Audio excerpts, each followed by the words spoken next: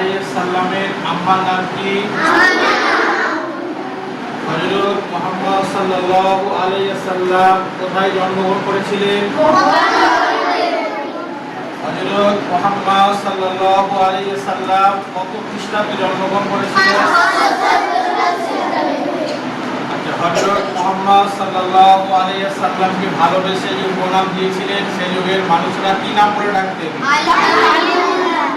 আল আমিন। আচ্ছা, তোমাদের ধর্মগ্রন্থের নাম কি? তোমাদের ধর্মগ্রন্থের নাম কি? তোমাদের ধর্মের নাম কি? তোমাদের সৃষ্টিকর্তার নাম কি? তোমাদের নবীজির নাম কি? তোমাদের নবীজি কোথায় জন্মগ্রহণ করেছিলেন? থাকবে তো?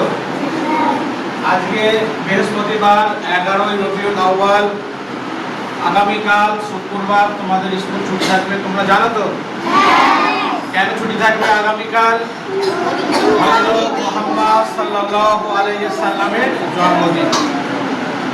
কালকে 12ই রবিউল আউয়াল শুক্রবার, ওই 12ই রবিউল আউয়াল শুক্রবার শবে সাদেকে আমাদের নবী, মহানবী, শ্রেষ্ঠ নবী, সমস্ত মখলুকাতের নবী জনাবে হযরত মুহাম্মদ সাল্লাল্লাহু আলাইহি সাল্লাম শবে সাদেকে মক্কা নগরীতে 570 খ্রিস্টাব্দে তিনি এই দুনিয়াতে তিনি আসেন।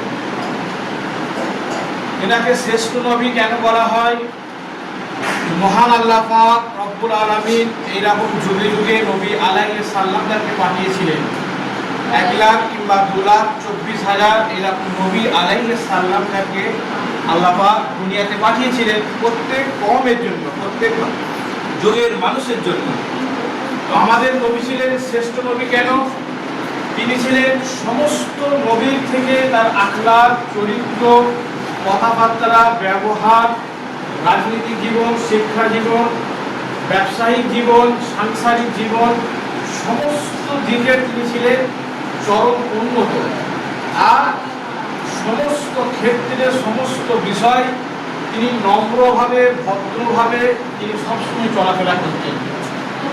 যেমন তিনি যখন কথা বলতেন খুব আস্তে আস্তে ধীর স্থিরভাবে কথা বলতেন, যেন না কোনো কথার মাধ্যম দিয়ে কোনো মানুষ, সে বেদিন হোক, নাস্তিক হোক, ইহুদি হোক, ছোট হোক কিংবা বড় হোক, বৃদ্ধ হোক, মহিলা হোক, যেই হোক না কেন, আমাদের